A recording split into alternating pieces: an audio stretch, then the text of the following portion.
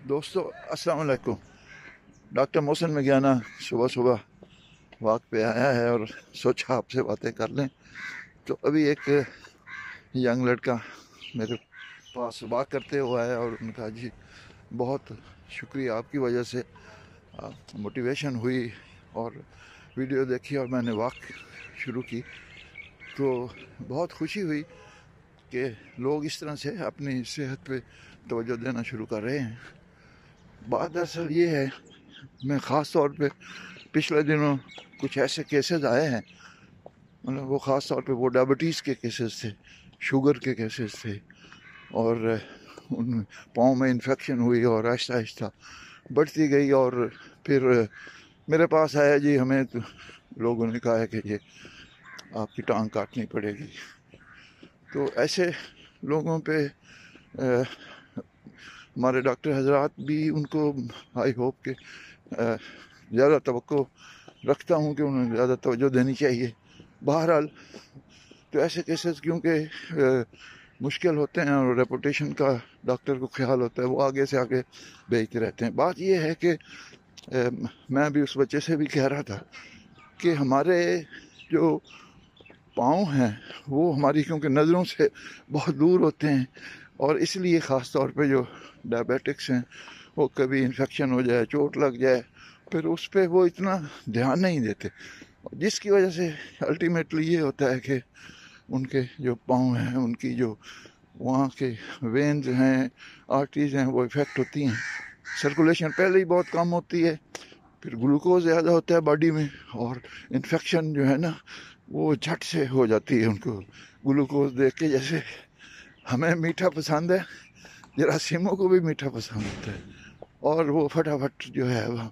दूसरा ये है कि कुछ पेशेंट जो उनको वेरिकोज वेन्स होती हैं, वेरिकोज वेन जो हैं ये पैदाशी है और उसमें जो वेन्स होती हैं, वेन्स का मतलब ये होता है कि इन्होंने खून वापस नीचे से दिल की तरफ ले जाना होता है और अब एज सच तो वो ऊपर नहीं ले जा सकती क्योंकि रास्ते में वाल्व की ज़रूरत होती है कि कहीं ये ना हो कि वो ऊपर जो जाएं, एक हद तक वो पंप कर सकते हैं ना जी। तो उसकी वजह से होता ये है कि वो वाल्व अगर ख़राब हो जाएं पैदाशी तौर पे तो उसको हम वेरिकोज वेन्स होते हैं, वेन्स फूल जाती हैं, इतनी बड़ी बड़ी हो जाती हैं और नतीजा ये होता है कि वो आप कह लें कि ब्लड की ये ना कमी, इनसफिशेंसी हो जाती है और पाँव जो है फूलते हैं, फिर चलना मुश्किल हो जाता है, फिर उसमें क्लाट आ जाते हैं। तो ये सारी चीज़ें जो हैं, तो ये अल्लाह ताला ने हमें जो सेहत दी है ना, इसका कोई नेमुल बदल नहीं है।